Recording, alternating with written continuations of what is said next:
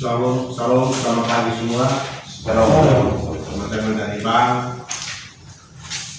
Bahwa hari ini kita dikunjungi berdasarkan informasi kenalan Pak itu bahwa mengadakan pertemuan dengan 4 desa. Tempatnya di Kaum Hari, berhubung 3 desa juga belum sempat hadir atau ada sesuatu yang sibuk, sehingga hari ini kita sendiri. Terus terkait dengan apa yang disampaikan seperti ini, saya belum tahu persis apa yang disampaikan oleh Pak ini. Sebenarnya tujuan pertemuan hari ini, saya juga secara pribadi saya belum tahu. Saya minta kemarin bahwa minta tempat untuk pertemuan di desa, kantor desa Kaum Hari.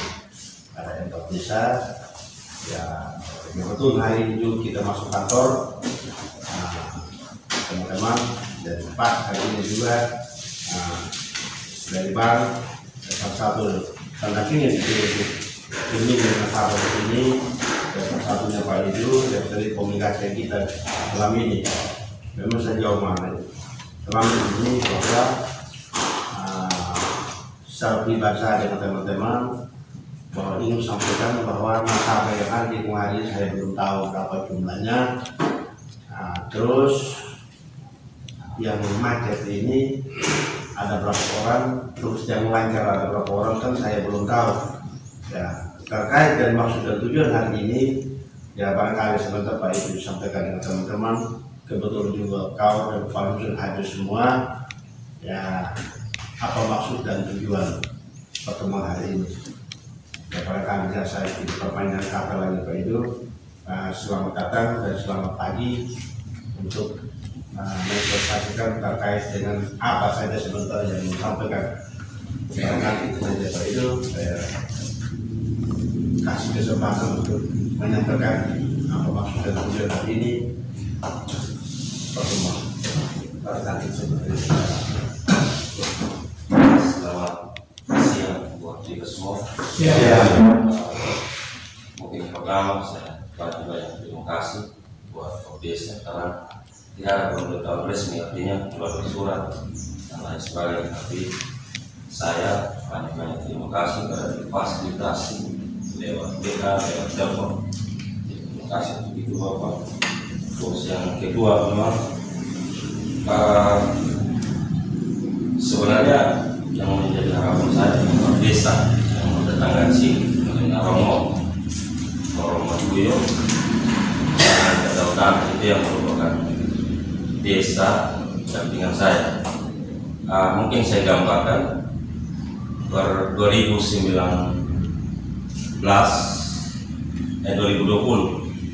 kami sudah pegawai kayak sudah dibagi per desa, tidak seperti tahun-tahun sebelumnya kayak tangani pur dari lurah sampai ke di ujung budi itu 1 orang saja petugasnya yang tangani PNS khusus untuk sekarang kami sudah dibagi per desa.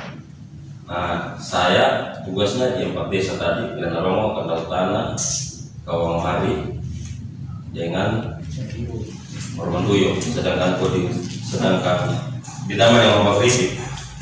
Terus satu kecamatan Melaga. Dengan kalau kecamatan Kota Pemedana dan Kota Kaulah. Nah, terkait dengan itu berarti tidak ada petugas lain selain saya yang survei di sini kecuali dalam kebutuhan tertentu. Jadi mungkin kalau ada yang mengatasnamakan BRI datang sini kecuali saya, mungkin bisa dipertanyakan kejelasannya, mungkin lewat ID atau bisa konfirmasi dengan saya, sehingga jangan sampai terjadi kayak sekarang itu ada begini. Sekarang yang terjadi itu mereka pinjam KTP, mereka foto, mereka bisa proses pinjaman tanpa sepengetahuan kita. Ini mungkin sebagai informasi buat bapak-bapak sekalian di sini untuk sebagai acuan untuk disampaikan ke masyarakat juga.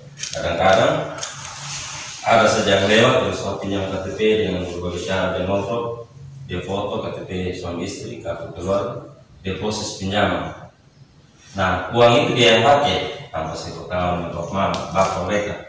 Nah, setelah ajukan diberi muncul lagi. Nah, sedangkan bapak mereka tidak mengakui itu. tapi datanya kan berdasarkan nomor NIK itu. Nah di situ ketahuan bahwa ada pinjam online atau pinjam online, kasihan tertunda atau batal gara-gara itu. Jadi mungkin gambarannya hati-hati soal KTP. Makanya kami sekarang dibagi per desa itu yang ada hal-hal mungkin yang lebih-lebih khususnya mengatasnamakan diri, mungkin bisa konfirmasi di desa atau konfirmasi langsung ke saya. Oh ini ada kegiatan ini di sini atau ada ini, sehingga saya bisa minimalisir memang dari awal, jangan sampai ada penipuan dan lain sebagainya. Terus yang kedua, memang saya tidak gambarkan secara langsung ke desa khusus soal apa menjadi rencana kedatangan saya ke sini. Mungkin yang saya singgung sedikit terkait simpanan. Simpanan ini yang menjadi harapannya kami, bahwa tidak hanya saja kita pinjam, tidak hanya saja bahwa saya dapat pinjaman 10 juta terus selesai dari itu terus hanya kejar setoran, bukan saja itu, tetapi bagaimana contoh dari angsuran 500, jangan banyak-banyak, setiap bulan kita bisa sisihkan 60.000 saja disimpan, itu tidak jadi masalah. Jadi itu khusus untuk peminjam. Begitu juga dengan apa yang lain, kita rekening dibagi, entah itu 100-200 bisa disimpan dan tidak harus ke bank, bisa di agen briling di sini yang paling dekat di Obung, pokoknya agen briling tempat penarikan KK. Nah sekarang juga terkait simpanan ini ada pertanyaan, punya rekening, terus kami harus ke BRI antri. Sekarang buka rekening bisa lewat HP, bisa masuk. Ya rata-rata sekarang HP besar, HP Android itu bisa buka di linknya kami itu, dia punya alamat di Google, buka rekening .bri, buka rekening BRI .co.id, buka rekening .bri.co.id. Itu bisa buka rekening situ, siapkan saja KTP asli, bisa buka di situ. Jadi kapan bisa terbit buku, ya pada saat ada kesempatan ke itu dulu. Jadi tidak harus antri di sana. Jadi itu beberapa fasilitas simpanan dan hal-hal yang bisa menunjang bapak mereka sini tanpa harus mengeluarkan biaya terlalu banyak untuk bulan.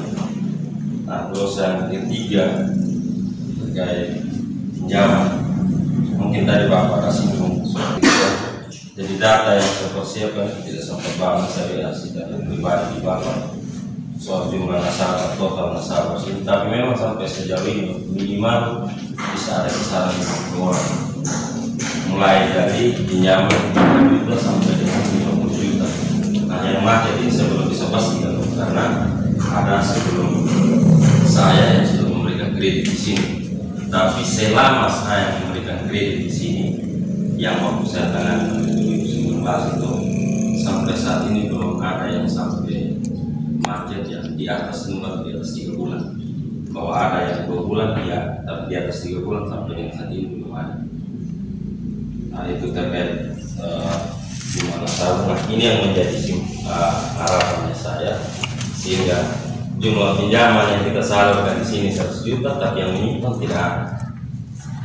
Nah saya bukan mau bagaimana kami menyalurkan pinjaman. Harapannya kami kan ketika 100 orang, 50 orang yang pinjam 50 juta yang kita keluarkan, ya adalah simpanan 40 juta di kantong.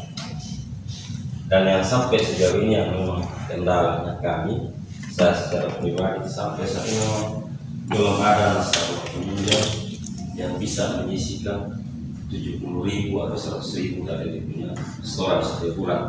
Yang saya ikuti persis ada satu nasabah di Muka Kripit, dia punya angsuran setiap bulan ke 305, tapi setiap bulan itu dia bawa 410. Nah yang 105 pasti dia simpan.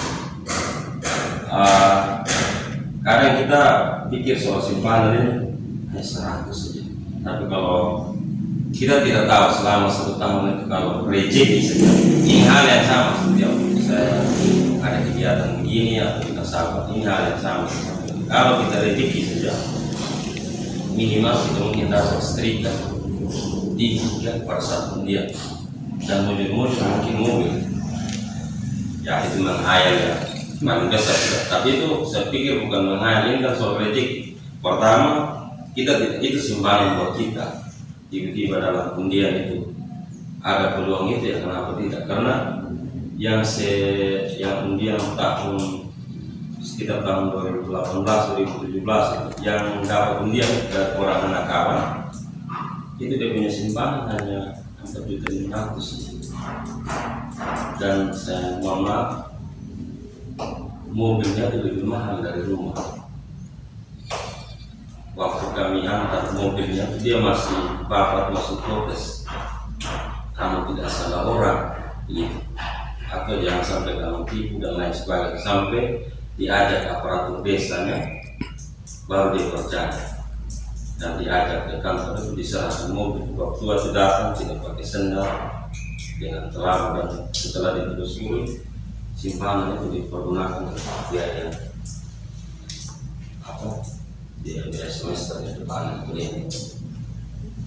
Nah minimal kita menyimpan ya untuk itu dulu, untuk jaga dan lain sebagainya. Kalau ada peluang kita bisa dapat undian itu rezeki yang pertama sudah didapat dari sisi.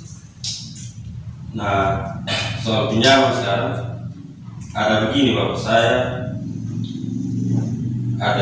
sedikit terlepas dari program BRI ini.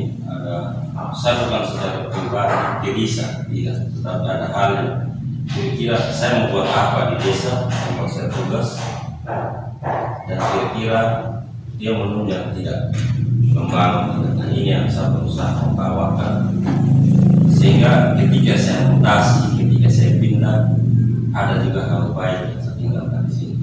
Tidak hanya saja kok ketika saya menagih terus bapak bayar sudah atau apa dengan agak nada atau keras, karena mungkin karena kami waktu capek dan sebagainya, tetapi bahwa ada hal positif yang ketika saya bilang dari bahkan itu kami belum sedih ada perubahan. Nah terkait itu bapak, ada kredit pertanian namanya kredit kur pertanian. Nah kredit kur pertanian ini yang saya mau kita berpikir bersama, mau mengarahkan bersama untuk kita punya masyarakat di sini. Saya mungkin batasi dulu bahwa sudah pasti banyak yang berminat. Saya batasi dulu mungkin satu kelompok dulu di sini, minimal 10 orang yang betul-betul menurut bapak semua di sini. Orang ini punya lahan contoh 1 hektar, punya potensi dan kemampuan bekerja, niatnya dia ada. Nah dari 10 orang ini mereka punya contoh, punya lahan masing-masing 1 hektar. Taruhlah anggarannya mereka sampai panen untuk tanam jagung 4 juta, kami kasih kredit 4 juta. Nah pelunasannya itu pada saat panen, bukan mulai bulan depan pencairan terus dilunasi di stop, tetapi dilunasi itu pada saat panen jagung. Jadi hitungannya saya bapak kemarin sempat saya tanya di beberapa petani jagung, ya boros-borosnya 4 juta habis, mulai dari bibit, pupuk, obat, tambah dengan uang serpihan saat kerja ini. Nah dari itu mungkin kalau saya hitung, makanya saya juga kayak sedikit greget untuk mau memberikan kredit ini, menawarkan ini. Taruhlah ada 3.000 per kilo kali 1.000 kilo, dia dapat 2 juta. Sedangkan 1 hektar itu bisa sampai minimal 4 ton sampai 5 ton. Dia jual 2 ton sudah lunas pinjaman BRI.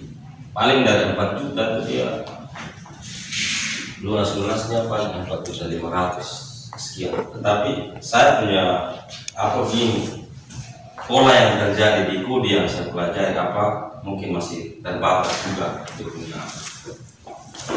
saya punya wawasan soal masyarakat sini. Tapi pola yang terjadi, dia baru mau tanam dia sudah bon pupuk, bon obat, bahkan sudah pertengahan tinggal beberapa bulan dia mau panen, dia sudah jual lagi. Jadi pada saat dia panen kita dapat apa? Dengan begini kan dia punya dana cash 4 juta itu. Tetapi harapannya saya memang porsinya saya tidak kontrol sampai ke situ. Seandainya jadi kita jalankan program ini, tidak sampai kontrol sampai bahwa tidak boleh bawa uangnya dan lain sebagainya. Tapi sama sampai begitu.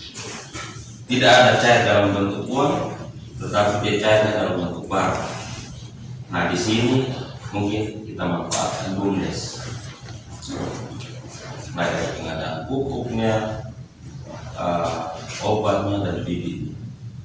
Jadi contoh 10 orang, ya dia bisa bawa pulang bersih 3.500 karena dalam administrasinya kami ada 1 kali simpanan, 1 kali angsuran untuk simpanan, taruhlah 3.500. Ada 35 juta uang yang ada di masyarakat. Berarti ada 35 juta juga yang akan mengalir ke BUMDes.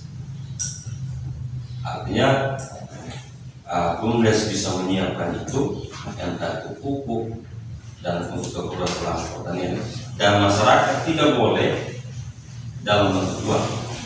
Saya butuh pupuk, ya sudah, dia bawa pupuknya, dia bawa ATM-nya, ambil pupuk, uang transfer ke BUMDes. Nah, berarti ada uang 35 juta yang BUMDes juga bisa kelola, dan seiring berjalannya waktu,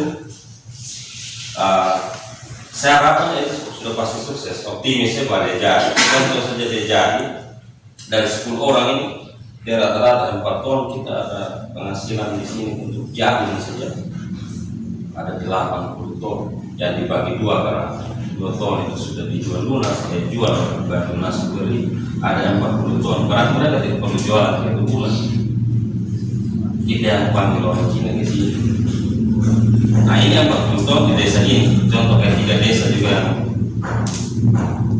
Bawang Hari, Pelena Romo, Mormanduyo dengan Kendal Tanah juga tertarik. Berarti kita ada menghasilkan 160 ton. Nah yang terjadi di Wenyapu Bapak, saya belum tahu apa persis. Itu orang Bima masuk di situ, kasih kredit dalam bentuk jagung. Nah sampai saat ini masih terkenal bibitnya. Saya tidak tahu itu dalam bentuk koperasi atau katanya orang Bima. Nah ini yang menjadi sasaran saya. Jangan sampai ada tawaran-tawaran begitu yang sebenarnya kami juga punya program itu yang lebih mungkin.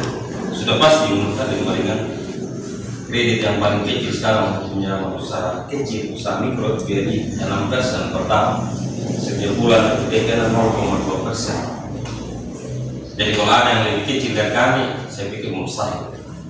Tidak ada yang lebih kecil dari kami untuk kredit usaha kecil. Jadi saya kembali ke pertanian tadi. Saya sedikit menghayal bahwa taruh dari satu kelompok itu 10 orang punya masing-masing lahan 1 hektar. Contoh Maret, April, Mei, di Juni ada jagung kita sini 40 ton yang tersedia. Kalau betul-betul kita fokus orang-orang yang ada, dan itu sebagai percontohan 10 orang itu. Ketika itu berhasil, kita bentuk lagi kelompok 1 lagi yang bisa, oh iya ini kita belajar dari ini, kita taruh lagi 1 kelompok. Dan saya pikir itu menjadi penghasilan yang utama untuk di sini. Tidak perlu lagi mereka ke sana, kita yang datang dan pembeli di sini untuk jagung. Nah, sedikit lebih jauh lagi soal itu. Ketika sudah berjalan itu, mungkin kita mulai lagi dengan ternak. Kita kan kadang kesulitan bisa melihara ternak makanan, mungkin dengan stok jagung ada begitu kan. Kita bisa apa dengan ternak lagi. Nah, bagaimana lagi untuk memulai? Kasih kredit lagi. Mungkin ada babi yang harga 2 juta, kita kasih kredit 6 juta. Dia beli dulu babi 2 ekor. Minta maaf kalau di fokus betul. Paling lama 8 bulan babi itu sudah lunas, melebihi harga jumlah yang dibeli. Nah satu itu keuntungan. Hanya saja masalahnya bahwa bisa tidak kita bisa bedakan bahwa babi ini babi pinjaman melalui bank atau babi yang pesan ada. Itu saja masalah kita membedakan. Nah, yang paling apa sekarang terkait pertanian itu dulu yang saya mau fokuskan, dan harapan saya bukan batasi Bapak, tidak, tapi saya memang minta satu kelompok pun yang bisa, yang Bapak, yang tahu masyarakat sini Bapak. Oh, ini yang punya lahan, ini yang orang yang ini yang bisa. Efek dari ini kan pinjaman bisa seorang lain. Saya tidak mau desanya diblokir gara-gara banyak yang menunggak, banyak yang bermasalah. Akhirnya kasihan potensi desanya, potensi nasabah yang berusaha di sini akhirnya mau maju tidak bisa, karena salah satu yang sampai saat ini belum kami layani pinjaman lagi. Kalau saya minta maaf, saya terbuka desa Unggul dengan mana lagi itu belum bisa kami layani pinjaman lagi, karena dari jumlah peminjam lebih banyak yang menunggak. Nah, itu yang saya juga harapkan di sini, jangan sampai itu terjadi, sehingga peluang-peluang yang ada di BRI bisa lebih dekat dan bisa dimanfaatkan. Karena satu lagi yang saya bukan sesalkan tapi menjadi yang kita mau stopkan sekarang di masyarakat itu, saya minta maaf karena bunga yang lebih tinggi dari kami. Yang saya ikuti lagi di pasar kulit, bunga pasar, uang pasar, pinjam 1 juta, setoran contoh 10 kali dari pasar itu dia setor contoh 50.000, dan itu dia jatuh-jatuhnya kalau kita pinjam 1 juta itu dia total kalau lunas itu 1.300 bisa terbuka. Nah, yang menjadi aneh saya masyarakat rata-rata sama, pinjaman itu tidak menunggak, tapi pinjaman BRI bisa menunggak dengan yang angsuran kecil. Ya mungkin karena kami tagihnya pakai omong, tidak dengan nada mungkin jadi tapi yang pasti bahwa efek dari itu ketika mau pinjam lagi ya itu, karena kami sekarang proses pinjam berdasarkan nomor ini, mau pinjam lagi tidak bisa dilayani. Nah, itu yang kadang-kadang saya kalau di lapangan bisa agak keras nih. Kadang saya punya gaya tagih, halo selamat siang, kira-kira mau tidak ada, mau saya permisi saya jalan. Nah, mau dari gaya mungkin ada beberapa yang saya harus jaga dan senang, tapi memang harapannya bahwa memang ini kesadaran sehingga ketika mau pinjam lagi bisa dilayani. Saya mungkin terkait itu dulu apa yang soal pertanian tadi, dia saya fokuskan di situ dulu 3 bulan yang saya kejar sekarang jagung kedua. Jadi contoh dia pinjam 4 juta, cair bulan ini jagung panen baru dia lunas, dia juga jagung baru lunas. Tapi harapannya panen dengan panen itu jangan, contoh dia jatuh tempo Juni, di pertengahan Juni sudah harus lunas. Nah, dalam perjalanan kita tanam itu ketika mau panen, sasaran pasarnya di mana, mungkin melalui aparatur desa, mungkin bapak di dinas bisa membantu memfasilitasi penjualan. Sambil kami juga coba berkoordinasi dengan beberapa Cina yang jual beli hasil itu. Tapi memang kayak sekarang bapak, saya gambarkan sedikit, ada terjadi kayak jambu itu. Kemarin saya di Pembero itu, mereka selama ini kan Cina dia bersulah membeli, salah satunya Monika, terus ada kebab. Tapi sekarang itu sudah ada satu bos itu dari Sumatera Timur, mereka ambil di situ, mereka store jambu itu 80 store dan harganya beda. Artinya menurut saya semakin ke sini pembeli juga itu sudah mulai turun langsung ke pengusaha pribumi.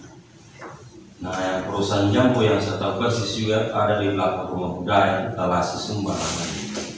Itu di situ dia urus jambu, urus kemiri, dan dia turun langsung juga di lapangan untuk beli, sehingga harganya semakin bersaing. Artinya jagung juga satu kali waktu tidak bisa pengepul mereka dia terbulas seenaknya bermain harga. Kalau bangsa apa lagi di sini tersedia dalam jumlah banyak begitu, ya otomatis kita tinggal panggil bil harganya berapa per kilo, mereka datang ke sini, tidak perlu kita harus itu pula. Yang penting memang ya, kualitas jagung ini sudah seperti apa itu yang kita persiapkan.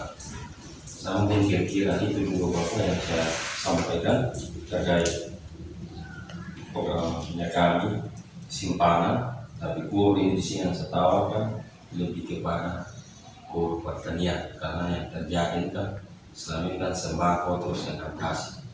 Nah, tidak hanya sebatas di situ loh, kalau ada lagi satu namanya kur kemitraan, mungkin kayak tenun, tapi dia pinjamannya setorannya setiap bulan. Dan kalau yang pertanian ini sekali lunas, pinjaman sekali lunas. Tinggal kita hitung jagung kebutuhannya berapa, tapi yang saya sudah gambarkan jagung. Mungkin kira-kira begitu, ada yang mau ditanyakan atau ada yang mau dinanti. Terima kasih. Jadi baik, terima kasih banyak Pak Idrus terkait pinjaman terus fokus pada risiko pertanian. Itu beberapa yang mau saya sampaikan tadi, bahwa ini kan awal dan pinjaman pada pertanian ini bergantung pada juga bisa yang jelaskan membentuk kelompok ini kan dijelaskan ada persyaratannya. Persyaratan kelompok ini saya akan bentuk ketika sudah bentuk kelompok ini kira-kira persyaratannya apa bukan permohonan usaha. Untuk itu dengan tidak secepatnya itu kami lakukan ini, kami lakukan diskusi dulu terus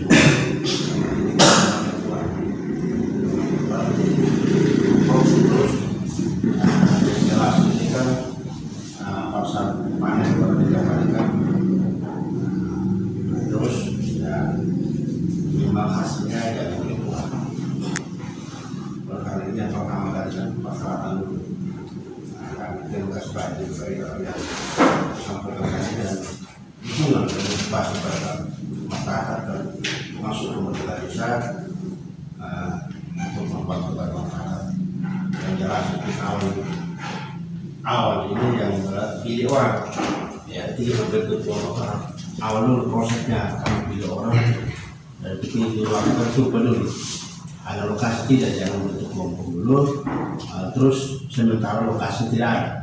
Ketika datang jagung kedua, bapaknya kan tangan itu hanya 15 kilo lagi. Ya minimal untuk menghasilkan tadi 4 juta per orang, bahwa minimal target ini minimal kan 1 hektar dulu. 1 hektar, nah minimal dia panen jagung itu kan penghasilannya paling kan yang lumayan lah untuk bisa dikembalikan. Terus karena syarat tadi kan pengembalian itu kan 1 kali. Nah, 1 kali, nah tadi kan minjem itu awal berapa bulan, yang jelaskan pada panennya. Karena memang untuk ke depan itu mengharap untuk tangan jagung kedua. Yang jelaskan mulai besok sampai pada bulan 6 bulan 7 itu panen jagung kedua. Tapi sebelum kami lakukan itu, yang jelas kami sudah dengan teman-teman, kebetulan juga baru dengan kau ada, tetap kami sudah dulu terkait jalan terkait bios ini, pos lewat kur ini di pelayanan wilayah pertanian terus di cepat-cepatnya, tapi kami diskusi dulu terkait itu. Terus yang pertama persyaratan ini persyaratan untuk ajukan permohonan kami. Terus apakah dari kelompok kami ini tetap dari 10 orang satu kelompok itu bunganya tetap 0,9 atau hitung per bulan? Makanya ini yang kedua. Bahkan itu juga ketika kami diskusi nanti sampaikan di teman-teman yang siap untuk kelompok ini. Terus yang berikut bahkan untuk teman-teman terhadap gambaran sekaligus dengan bagi orang semua saran dan masukan atau ketiga tujuan maksud hari ini membuat kelompok untuk pertanian. kira-kira saran masukan tadi kepada Pak Idi supaya kita kebetulan Anda semua silakan teman-teman itu 501 kali nanti.